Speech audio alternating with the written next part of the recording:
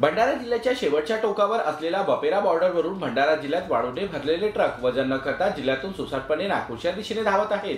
क्षमतेपेक्षा जास्त वजन असल्याने जिल्ह्यातील रस्ते अक्षरशः फुटतात। मात्र ओव्हरलोड ट्रकवर आरटीओ विभाग कारवाई करताना दिसत नाही, तर दुसरीकडे जिल्ह्यात रात्रीच्या सुमारास अवैध वाळूघाट चालतात। या वाळू माफियांना महसूल प्रशासन व पोलीस प्रशासनाचे अभय असल्याचे दिसून येत आहे।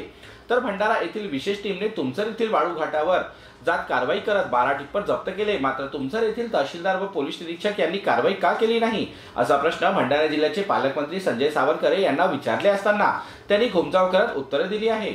विदाऊट काटाकरता महाराष्ट्रामध्ये येतात आणि नागपूरच्या दिशेने जातात, पण आरटीओ विभाग ओव्हरलोडवर काहीच कारवाई करताना दिसत नाही। तशा सूचना मागच्या डीपीडीसीच्या वेळेस मी दिल्या होत्या आणि परत एकदा मी त्यांना सांगतो की खरं तर हे इंटरस्टेटचं थोडा प्रॉब्लेम येतोच प्रत्येक ठिकाणी, पण तरी मी आरटीओला सांगून परत कारवाई करायला सांगतो। एसपीची टीम जाऊन तुमसरला वाळूघाटावर कारवाई करते, स्थानिक पोलीस आणि तहसील प्रशासन का बरं कारवाई करत? त्यांनी पण कारवाया सातत्याने चालूच असतात त्या, पण आता शेवटी गुन्हा असा असतो की पोलिसांनी कितीही कारवाया केल्या तरी गुन्हेगार नवीन नवीन तयार होतं असं, त्याच्यामुळे या कारवाया चालूच राहतील आणि जसं जसं हे घडत जाईल तसं तशा कारवाया करतच राहू। मात्र रस्त्यावर ओव्हरलोड ट्रक धावत असल्याने तुमच्या शहरात अनेक अपघात देखील झाले आहे। मात्र पोलीस प्रशासन व महसूल विभाग काय करतो हा महत्त्वाचा प्रश्न या निमित्ताने उपस्थित केला जात आहे।